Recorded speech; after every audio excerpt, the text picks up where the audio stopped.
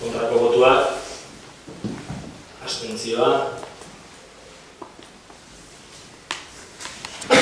Gaur, errealitate objektiboa da, Euskal Herrian bizi dugun gatazka politikoaren ondorioz, preso dauden Euskal Herritarrei erabaki politikoek eragindako neurri bereziak aplikatzen zaizkiela kartzela politikan. Epaitegi bereziek epaitzen dituzte. Zigor neurri bereziak ezartzen zaizkie.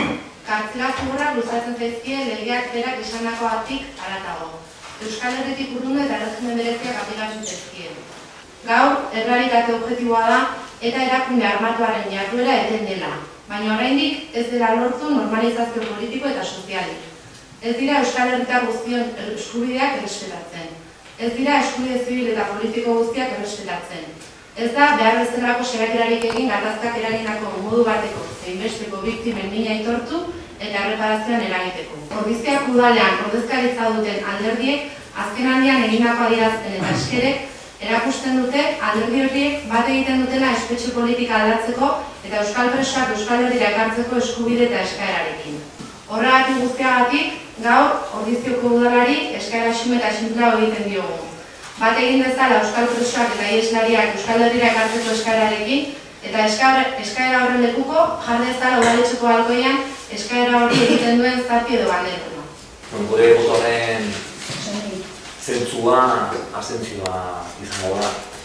Eta ez preso eskubide errespetatzen kontra gaudelako, eta hori behin eta berriz aipatu dugu, baina momentu politiko honetan beharrezkoa dela ikusten dugu, paketa normalizazioa sendotzeko presoen eskubideen alde egin eta aldi berean biktimen ere egoerari aurre egin behar zaio.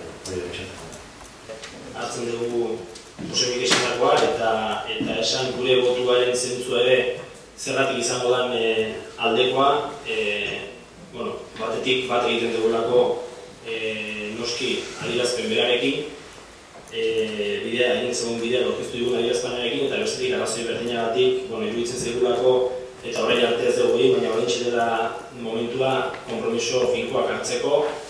Eskaera hau egiten zaigu, iruditzen zaigu garaien aldaketak eta berriki kalean erakusten ari den bezala eta baita ere alderdien eta alderdi guztien edo gehienen diskursoan ikusten den bezala benetako aldaketa bat ematen ari dela eta zilegi iruditzen zaigu momentu honetan instituzio bezala proposamen honi baietza ematea.